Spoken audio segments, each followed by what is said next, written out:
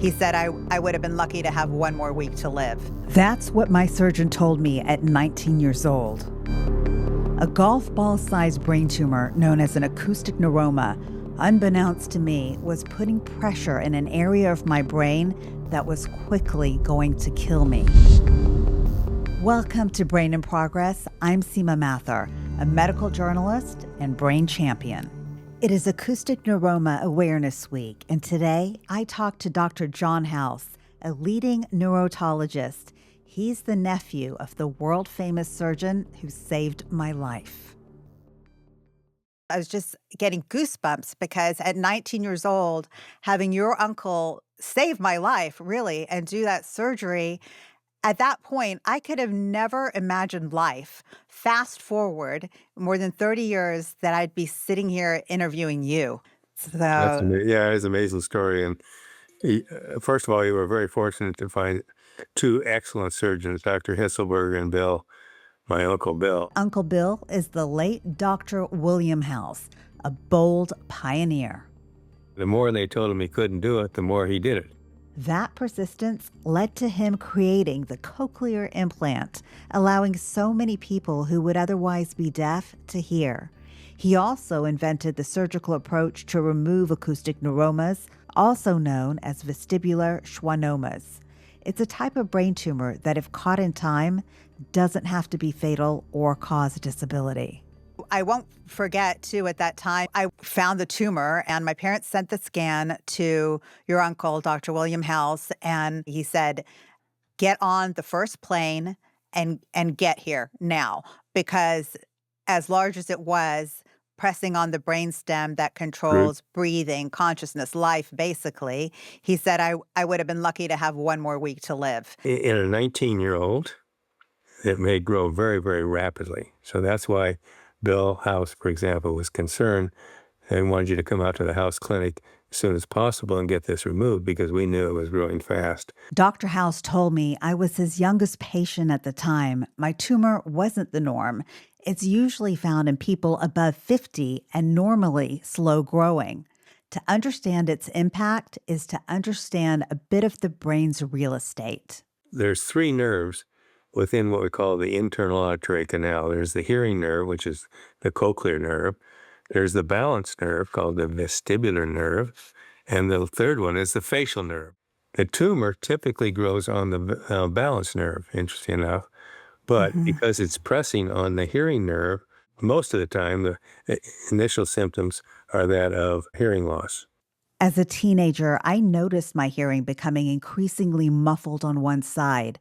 But looking normal and healthy on the outside, my hometown doctors dismissed me for years. By the time I got to the House clinic in LA for surgery, there was no chance of saving my hearing. And I had a 99% chance of facial paralysis.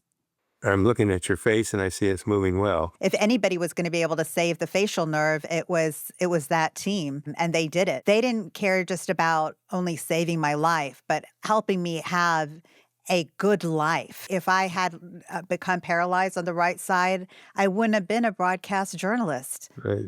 No, it would have been much different. And fortunately, at the House clinic, we were able to get the experience necessary. And again, through Bill's teaching, Bill and Bill, we call them, because you got Bill Hitzelberger and Bill Bill squared. And they, with all of their experience, they're able to, dissect the facial nerve, the tumor right off of the facial nerve. And we're talking about using a microscope, by the way. That's another story because neurosurgeons never use the microscope. So Bill introduced the microscope in taking out these tumors. The second Bill is Dr. William Hitzelberger, the neurosurgeon who worked with Dr. William House. They were a dream rebel team. Early on, that he received a great deal of resistance to many of his pioneering efforts. The neurosurgeon at our hospital tried to get him kicked off the staff because he didn't think Bill should be doing the acoustics. Wow. And so therefore, but Bill found Bill Hitzelberger, who said, yeah, I'll work with you, even though the neurosurgeons, again, were very resistant to that, saying, you don't need a microscope. I can see just as well. Well, of course, that has changed, and everybody uses a microscope now. which is Thank goodness. yeah. That team's microsurgical approach brought down death rates for acoustic neuroma surgery from a reported 40% to less than 1%. The biggest thing Bill did in both of these things is to be a pioneer and then to be persistent, despite people saying, no, you can't remove a tumor by doing that approach. You can't, put electrodes into the inner ear and expect someone to hear. They were amazing. They were pioneers in so many ways, in all of those clinical ways that you just said, but also, I'll never forget, they really encouraged that I had a positive attitude at the time, that I believed that Mhm. I was going to be okay. And they were incredibly encouraging of me in that way, so much so that at 19, they said, don't join any support groups at this moment because they just wanted me to continue to live my life the way that I saw myself at that time. So I think they were a pioneer in attitudinal healing as well. And I think your attitude, you mentioned attitude. I think people who have a positive attitude tends to get a better result. So you had a positive attitude going in, and of course you came out with a very positive attitude. Why do you think that is? I don't know. I really don't. I can't tell you, but I can guarantee you when people come in, they talking about their, I know I'm going to have these complications. I know this is going to go wrong. It seems like it does, and yet people come in and say, I have all the faith in the world in what you're doing, and I trust all of the doctors at the house clinic, and they seem to do very well. So always have a positive attitude. And what about you going into surgery? What do you think? What is your mind frame before you go in and do surgery? But again, a positive attitude. I mean, I go in because I've had experience. And of course, the other thing is when you've done as many surgeries as our doctors have done at the house clinic, we see some unusual findings. We're able to then go back on our training and figure out, well, this is going to be the best thing to do. Or should I just close everything up and not try to be a hero? It really is an interesting combination because you have to be so sure when you're going in there. You can't hesitate in the brain. So you've got that.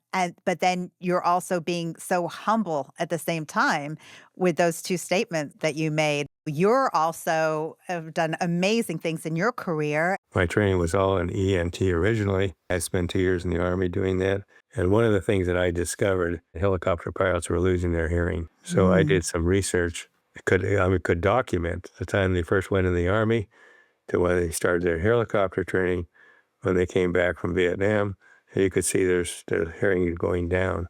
So I worked with the Mhm. Army on using the new helmet, and we were able to then preserve hearing. So that's a segue into noise-induced hearing loss. It's certainly during World War II, Korea, Vietnam, a lot of hearing loss, and that was one of the greatest things that the Army has to pay out is for disabilities related to hearing loss. What have you also learned about how hearing impacts the brain regarding cognition or its Well, importance? we're always hearing, well, if you don't do something about your hearing, if you don't get a hearing aid, you're gonna get Alzheimer's disease. Mhm. That's a bit of an exaggeration. I know it Mhm. probably sells some hearing aids, but yes, but I feel that there is a link, and the link is people who have hearing loss that it gradually progresses to the point where they're really not able to converse with people. So now they become Mm. isolated and Mhm. they don't go places. They don't go to family functions, or if they do, they sit in the corner and they just are not using that part of the brain. And I think Mhm. that's what causes then, if you don't use it, you lose it. And so I think that they're not thinking, and they begin to develop some type of dementia. It's not necessarily Alzheimer's. As you know, there's more than one type of memory issue. Mhm. So it's more of a side effect really of the hearing loss of engaging in all of the muscles that you're using in your brain. I guess not really muscles, but you know what I mean. Um, Correct. yeah. In thinking about the history also in the house clinic and your father, He started the House Institute, also a surgeon. Yeah, very much so. Yeah. So I'm so curious about your grandparents. Do you know your grandparents? Yes, I did. And we'll talk about that. I think that's an important thing. So stay with me for some names as we go into this fascinating history. So Dr. John House's father's name was Howard, and he was the older brother to my surgeon, Dr. William or Bill House. So my grandfather, Howard's father, Bill's father, um, was a dentist. And what he did was to develop false teeth that matched the patient's face. And Hmm. that was his invention. That was literally an invention that revolutionized dentures. And that would have been 1930. Wow. So that's what Howard's and Bill's genes came from. What did you maybe hear when you were a young boy and listening to the stories? When Howard finished his residency, he was sitting with his father, Milas House, and Milas said, "Now, Howard, do you know everything there is to know about ear, nose, and throat? Or is there anyone else in the world that knows more than you do?" And he said, "Of course." He says, "Well, I'm going to loan you some money." Which at the time was Mm, $5,000. And significant. yep. And I'm going to suggest that you go travel around to the different centers where people are doing things that you haven't learned to do. So he went to Mm. Iowa City. He went to Chicago. He went to Boston. Then he and my mother went to Europe, in Vienna primarily, but also traveling around, seeing various physicians around the world. When he was in New York, he saw an operation by a gentleman by the name of Julius Lempert. And Lempert was doing an operation that no one else was doing to restore hearing in patients with something called otosclerosis. It was called the fenestration operation. So when Howard went to Vienna, he practiced to learn to do that operation. When he came back to Los Angeles, he was the only person west of the Mississippi who was doing this type of procedure. And so his practice just Wow. went, phew. You can imagine people Mhm. come from all over. In fact, one of the patients had come from Salt Lake City. He had the operation. His hearing was restored. And he had a gentleman from San Francisco bring his daughter down. Howard House operated on them. And those two people got together and donated the initial money to start what's called the House Ear Institute. So that was all from grateful patients. In listening to that story about your grandparents, their parents, it sounds like your grandparents were really encouraging them to be their best, to learn. When we think about this, or why this matters when we're looking at our brain and the outcomes that you do, it's about being able to live to your potential, and then look what happens. The trickle effect of that, and how many people's lives, how many people have been able to live to their potential because he lived to his potential. So, in all of your experience, your personal experience, historical experience of the brain, what still is a mystery, and what are you most fascinated by? Well, I'm fascinated by everything, quite frankly, but tinnitus has been one of my uh, areas of interest of trying to find a solution. Tinnitus is ringing or buzzing noise in the ear, and it's very common. 80% of people with hearing loss have it. 95% of these people are not bothered by it, but there is a small subset that are very much bothered. I know now that it's coming from the brain, not from the ear. We can now image it and see where it's coming from. It's near the limbic system, so it's affected by emotions. We talked about all of the nerves, but what part of the brain does an acoustic neuroma impact? Well, it's in something called the sinolateral angle. And so as it grows, it's pushing on the cerebellum, which is where I get our coordination, and it's pressing on the brain stem, and that's where all the vital signs are. And fortunately, because they're growing relatively small, they kind of push the brain out of the way. But eventually, there's only so much that they can push without causing defects within the vital signs. So that's why they need to be removed.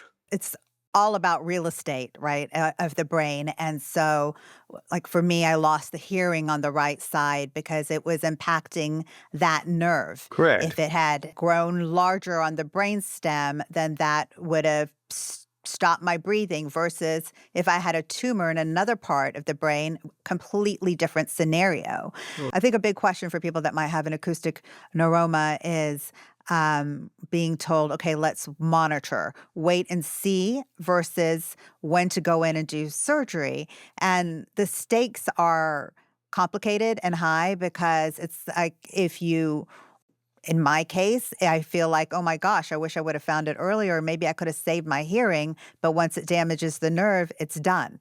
Right. So how do you guide somebody on wait and see and operate, and what do you tell your patients of the deciding factor? Well, there's several factors involved. One is, of course, the age of the patient. As I mentioned earlier, the younger a patient is, the faster they grow. So you got an older patient who's in their 60s or 70s or 80s. They tend not to grow very fast, and we certainly are not in a big hurry to operate on someone who's 85 years old, even though that's not that old these days, but it is older. So the three options are: one is observation, two is surgery, and the third is stereotactic radiation, where we can now shine a beam right onto just the tumor and try not to have spread to other structures. And that has a chance of not removing the tumor, but hopefully preventing it from growing. So the observation patients need to have MRIs on a regular basis. We usually start at 6 months. If there's no growth, maybe stretch it out to a year. Also monitor their hearing to see if their hearing's getting worse. Maybe you want to step in earlier and then follow them. And if we see significant growth, it's time to make plan B, which is either radiation or removal of the tumor. Radiation does not eliminate the need for serial MRIs because we haven't removed the tumor. It's still there. We're just hoping it won't grow. So if there was a tumor in, say, a knee, there wouldn't be that much hesitation. It'd be like, go in, get it out to a degree. But why is it so delicate? Why are the stakes so high and the hesitancy to go in and do brain surgery? Well, sometimes less is better. I mean, I think one of the things you learn when especially when you've had a lot of experience, sometimes maybe you know when you would know when to do something, how to do it, but then you finally learn when not to do it. And so, again, there's no hurry on these tumors because they are slow growing. We are able to monitor just millimeters changes in growth. So we don't have to go in right away thinking, oh, it's going to double in size in the next 6 months. More than likely it won't. Obviously, we do see it. If we see one that's going from 5 millimeters and you scan them in 6 months and now it's a centimeter, 10 millimeters, now it's time to do something. So, And yeah, I it depends on that growth rate. and I guess I'm getting at too, it's like just how delicate the brain is, and why you wouldn't take that lightly. Well, the brain is actually not very delicate. I mean, we push on it Oh, and really? pull on it. It does a pretty good job. You just don't want to interrupt the blood supply to it. That would be the options or Oh, I imagine you guys were being very delicate inside my well, brain, but you're just pushing it around. Is that what you're saying? we can push that. Okay. Yeah, we're not worried about pushing around, but we are worried about the nerve. And that's what we Yes, talked I'm about. The kidding. facial nerve is right there. And there are other nerves too. In your size, you said you had 4 centimeters. That's 40 For millimeters now. as opposed to, a small 5 millimeter tumor. And so you were really pressing on the brain. I do wanna just hit the point one more time about where this tumor is in the brain. I have often wondered about a prediction I had about my tumor. I started to wonder about this when I was researching to do this show, and I found a interview with the actor Mark Ruffalo, who said that he had a premonition that he had a brain tumor before he was actually diagnosed. Well, when I watched that, I was like, oh my goodness, because I also had a premonition. I was getting ready to go back to school, and I actually just like went into the temple and just to say a little prayer before I was packing up my car, gonna get ready to go. And I just started crying, and I just felt this feeling that I was gonna die, and I had a feeling there was gonna be a war. It was really strange. It was the Gulf War, the first Gulf War, and I thought, "No, I've got things I really wanna do on this earth. I don't wanna go yet."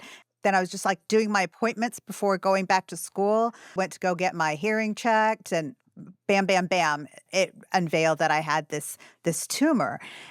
So that's one thing that happened, as well as this sort of feeling of being kind of between life and death kind of feeling. And so I just wonder, is there a scientific reason? I mean, is there anything that you've ever heard of where it put pressure on the brain that would create more intuition or insight? Oh, I think there's a lot. I mean, there's all kinds of things that happen that makes you feel, you just know that that things aren't quite right. You can't pinpoint this is what it is. For example, remember we said these tumors are growing on the balance nerve. So it may have been you were having a little spatial disorientation. In other words, things weren't just quite right in your environment. Right. But I think the balance, anterocerebellum, you have Mhm. the pons, that's the brain stem where the vital structures are. And you have this cerebellum, which is where our coordination is. Pushing on that, things may not be quite right in your environment. So you may have gotten this premonition. I know there's something wrong, but I can't pinpoint it. So tell me what happened then, okay? So interesting. So post-op, I remember this is kind of crazy, but I remember I was very obsessed with the Doors and Jim Morrison, and there was a moment where I'm lying in the hospital bed, LA, your hospital, and Jim Morrison's spirit came to me, and it was so weird. And I'm like, it could have been the drugs, but I don't know. It felt so real. And I'm a little embarrassed to tell you this, but I will. But he gave me a kiss, and I said, "You better leave before somebody comes in here and sees me kissing a dead man." Anyway, that was really strange because it Well, was that real. that's, And that's and then after it, I go back home, and when I go back to school, my whole perception changed. It was like I was floating in this peace love bubble. I could just see the world in a different way. I never really talked about it before, or explained that before because I didn't know how to explain it. So then this, like, going back to a question about the brain and what's impacted, then working as a medical journalist, I did a story on veterans using psychedelics for healing. And when they described the feeling that they got and a very profound lesson that they learned in one instance from doing the psychedelics, it was so similar to the experience that I had, and then that made me wonder, wow, would the psychedelics impact the brain the same way this large tumor impacted my brain, that we had this similar experience? so yeah. Yes, I mean I've heard very interesting stories about people particularly when they're recovering from anesthesia, having Mm. visions or feeling that there's people above them looking down on them, or that they're up there looking down on themselves. So yeah, all kinds of interesting things can happen. What would you say causes the acoustic I don't neuroma? think I don't think we know, quite frankly. Mm. There is a genetic component. There's something called neurofibromatosis type 2, which is multiple intracranial schwannomas. But that form that causes multiple tumors, Dr. House points out, is very rare. In looking at how the tumor is formed, he says most acoustic neuroma tumors involve a mutation on chromosome 22, which basically disables the gene that normally keeps the cells from growing into a tumor. I am not aware of a genetic cause for just a unilateral acoustic tumor. What made you decide to also become a surgeon specializing in these type of tumors? When I was very young, 6 or 8 years old, I wanted to be a train engineer. And then after that was on the old steam engines. I thought that was great. But anyway, then I decided I want to be a physician. I really liked family practice, or the idea of taking care of families and people.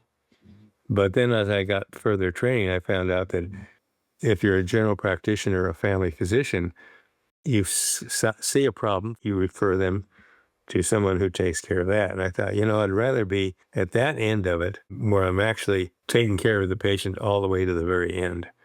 And so Mhm. therefore I got very much involved with doing ear, nose, and throat.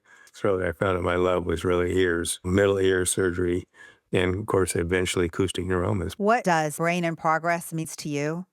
Well, what means to me is my career in restoring hearing and solving balance problems in people with Meniere's and removing these tumors and giving patients a good life, a happiness has just been a thrill. And so many of the people I see today are people that I had restored their hearing years ago, and they're still very, very grateful. I'm sure your patients are very grateful for you. And I am so grateful to Dr. William House, your Yeah. uncle, and Dr. Hitzelberger. Exactly what you said. They gave me my life Yeah. and allow me to try to live to my potential and purpose. And I'm so grateful. This episode is sponsored by Susan DeClemente Coaching and Consulting. Susan has spent more than 30 years as a communications professional and master storyteller in the life science sector, helping researchers develop their confidence, find their voices, and achieve what they believed was once unthinkable.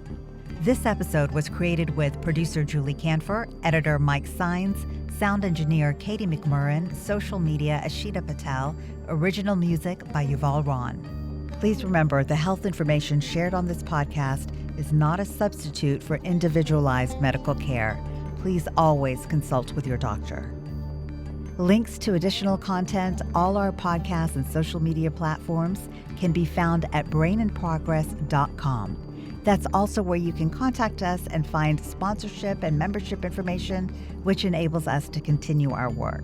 Thank you for joining the quest. This is Seema Mathur with Brain in Progress.